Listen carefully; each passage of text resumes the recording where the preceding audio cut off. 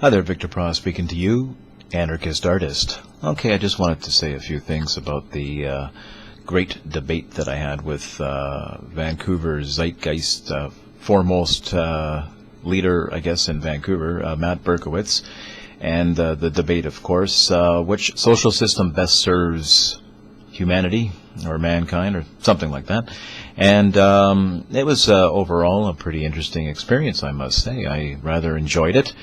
And I like the give and take of debates, the tossing of ideas, and it was a great pleasure to participate in in an opportunity to present these ideas to the world that is changing. That we are on the hinges of a social change, I think, and these are very important times. And I'm glad to throw my weight, such as it is, into the arena.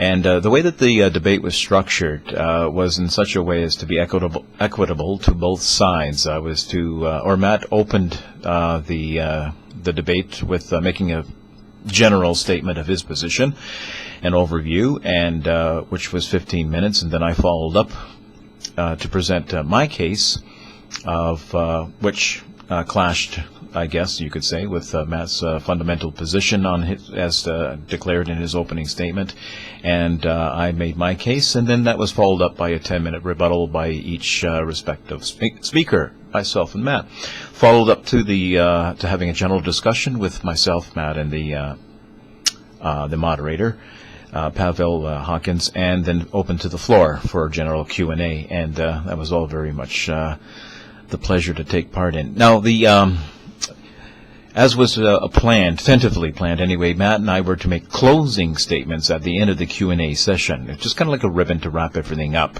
and to see if we've made any, if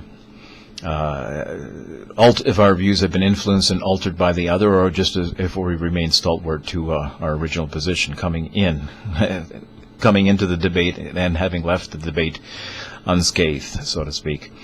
And perhaps the audience and like was divided just as well, and with the zeitgeist, people being there, and the anarcho-capitalists taking the other side of the floor, with probably very few people who sat in the middle, who sat on a fence, and who just came to see what they can learn of either side. Now, in my closing statement, which I didn't have time to make, and Matt couldn't make his, I think I'll just share that here, and why not? And basically, what I was going to close with was that I think that the hope for a better world lies in the philosophical breach between the people and the intellectuals. And by the intellectuals, I mean those whose profession or vocation lies within the humanities, the social sciences, education, or the arts. And by the people, I mean the rest in a given geographical area, including the physical scientists and businessmen. Now, all ethical systems that achieved any degree of world influence were, at root, variations on the theme of self-sacrifice. In such systems, the individual was always the victim and commanded to be unselfish in sacrificial service to some allegedly higher value called God, or the emperor, or king, or society, or the state, or the race, or the proletarian, or for the ecology. And in all the plans to redistribute the wealth of the world, in the endless debates which one hears today about whose need is greater than whose, and who should have first claim to someone's property, in the countless schemes for the enslavement of human beings in the name of the public good, there are certain questions that few care to think about. Where does the wealth come from? Who produces wealth? The answer? The people of ability. And what human faculty makes production possible? Reason. What conditions of existence makes wealth possible? Freedom. Now, as I've said at the outset of the debate, anarcho-capitalism is the only social system based on the recognition of individual rights, on natural rights, and the non-aggression principle. Now think about that. Individual rights, or natural rights, and the non-aggression principle. What social system in history has given birth to that protects that. What, communism? Feudalism? Monarchy? Nazism? What system? Capitalism.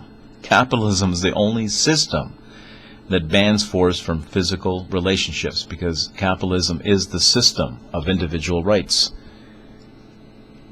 of which property rights are their natural implementation of the right to life. Now, where does this leave the Zeitgeist movement?